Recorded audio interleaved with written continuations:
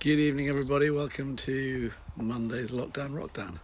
Another week of hopefully al fresco rock and roll in the garden.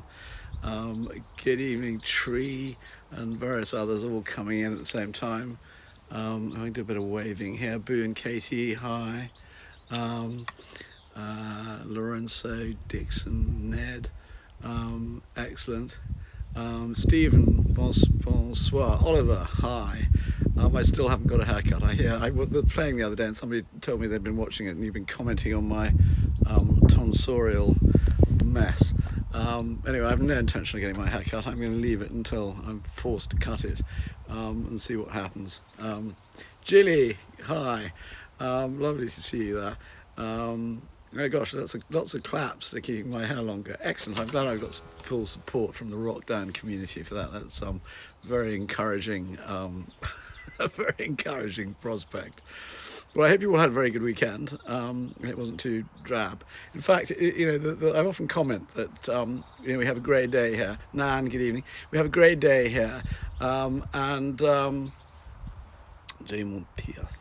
good evening. Alice, no, God, I was rather hoping to tie it back in a ponytail, Oliver, actually. Perhaps in a 17th or 18th century big black ribbon, except my hair doesn't go long, it just sort of goes outward. I was just going to comment that Mufti, bonsoir to you. I was going to comment that it's been a grey day here, and it's quite often when it cuts to 6 o'clock, the sun comes out.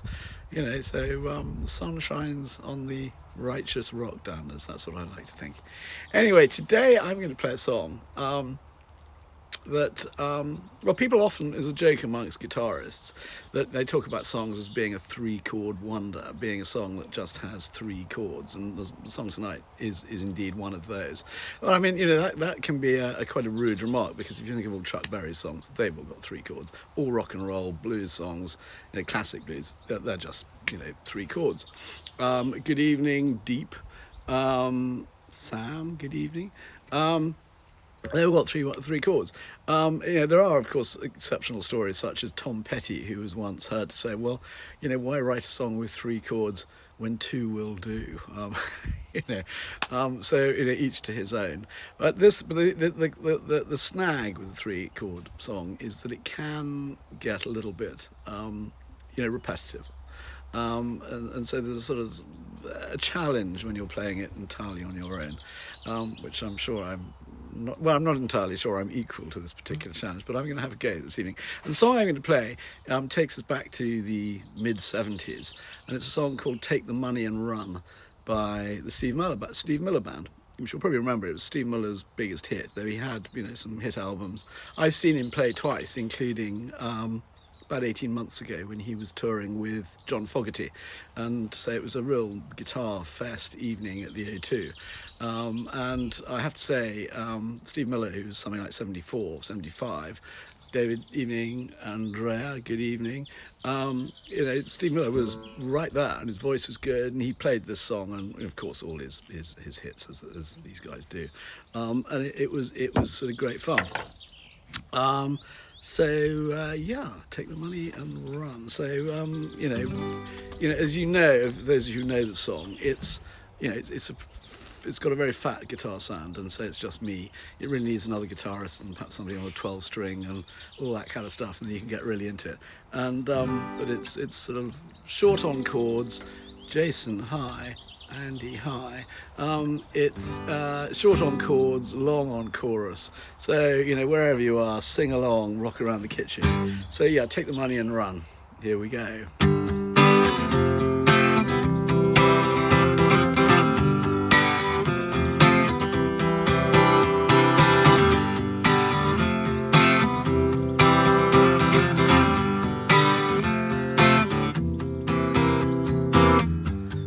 Story by Bobby, Joe, and Billy Sue. 2 young lovers with nothing better to do. Sit at home, get high and watch the tube. This what happened when they decided to cut loose.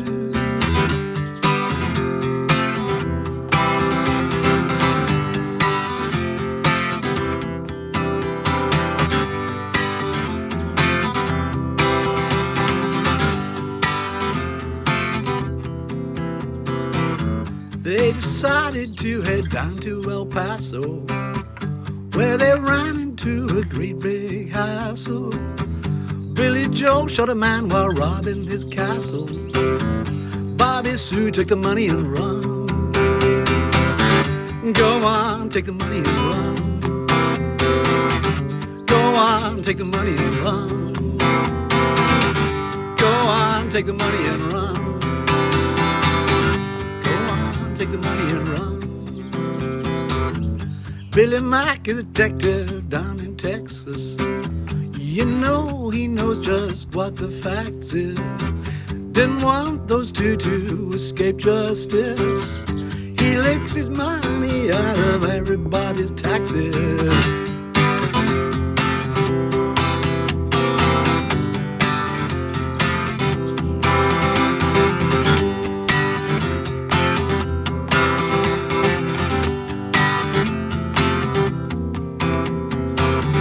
Bobby Sue, she got away.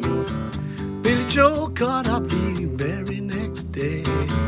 They got the money, they got away. They headed south, they're still riding today, yeah. Oh, go on, take the money and run.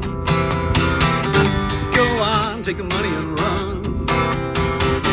Go on, take the money and run. Go on, take the money and run. Go on, take the money and run. Go on, take the money and run. Go on, take the money and run. Billy Joe and Bobby Sue, two young lovers with nothing better to do. Oh, the smoke is chasing your eyes. Billy Joe, he got class. Bobby Sue, take the money and run.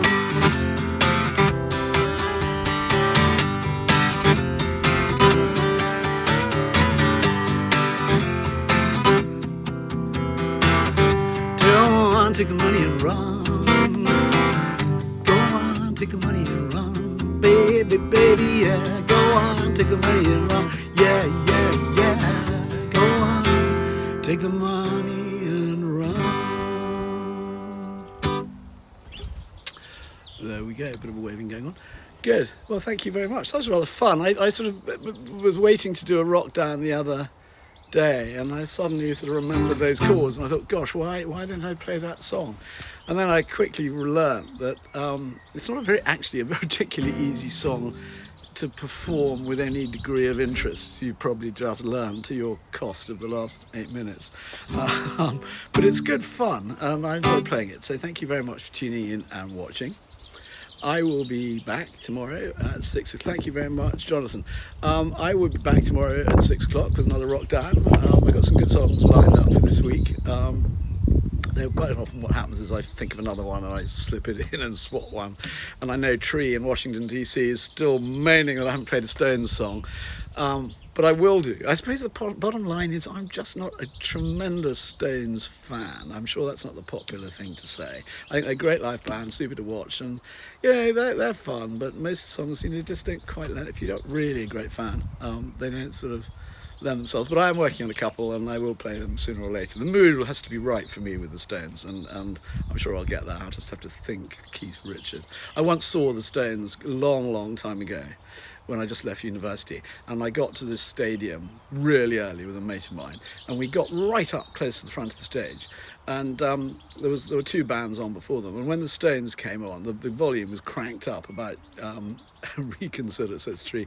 The volume was cranked up twice as loud as it had been for all the other bands, and the crowd surged, and I remember being lifted right off my feet and being moved forward probably about 5 or 10 yards. I mean, it was a bit hairy, but the result of this was I was right under the bottom of the stage, right underneath Keith Richards, and his face was just sort of leering down at me. It's sort of personification of sort of, you know, excessive life, and you know, everything etched onto his face. It's like the portrait of Dorian Gray, and fabulous. And that was one of the best gigs actually, to go and see them like that.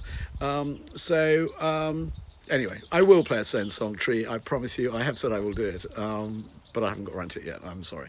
Anyway, there we are. Everybody, see you tomorrow at 6 o'clock. Thank you so much for tuning in. It's real joy and honour for me. So I'll see you then. Goodbye.